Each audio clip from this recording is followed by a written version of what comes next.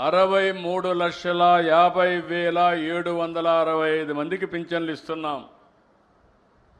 నెలలో ఈ ఒక్క కార్యక్రమంలో 2,745 కోట్ల పింఛన్ కింద ఇస్తున్నాం నెలవారీగా.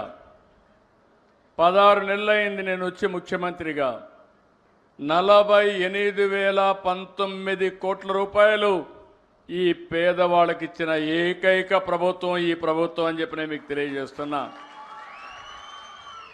ఇంకొక పక్కన ఎవరైనా చనిపోతే చనిపోయిన నెల నుంచి వితంతో పింఛన్ ఇస్తున్నాం.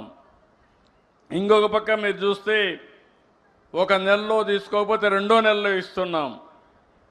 ఆ విధంగా ఈ నెలలో 10,579 మందికి 4,23,00,000 వితంతో పింఛన్లు ఇచ్చాం.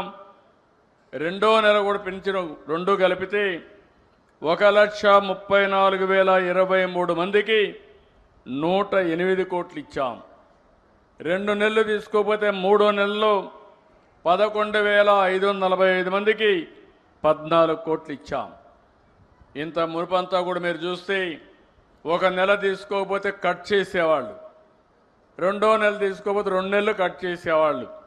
నేను అది ఆలోచించలేదు. ప్రభుత్వానికి లాభం కాదు, ఈ పేదవాళ్లకు న్యాయం చేయాలనే ఏకైక ధ్యేయంతో 2 నెలలు తీసుకోకపోతే మూడో నెల కూడా ఇస్తున్నా. మీరు ఇంటి దగ్గరే ఉంటే కాదు, మీరు ఎక్కడుంటే అక్కడికి ఎత్తుక్కుంటా మా వాళ్ళు వస్తున్నారు. నరేగా పనులు చేస్తే పని దగ్గరికి వస్తున్నారు. హాస్పిటల్లో ఉంటే హాస్పిటల్కి వచ్చి ఇస్తున్నారు. బంధువుల ఇంట్లో ఉంటే బంధువుల ఇంట్లో ఇస్తున్నారు. ఇంతవరకు ఎప్పుడూ జరగలేదు. ఎవరైనా సరే వృద్ధాప్య హాస్టల్లో ఉంటే అక్కడ కూడా ఈ పింఛన్లు ఇస్తున్నామని చెప్పి నేను మీకు తెలియజేస్తున్నా.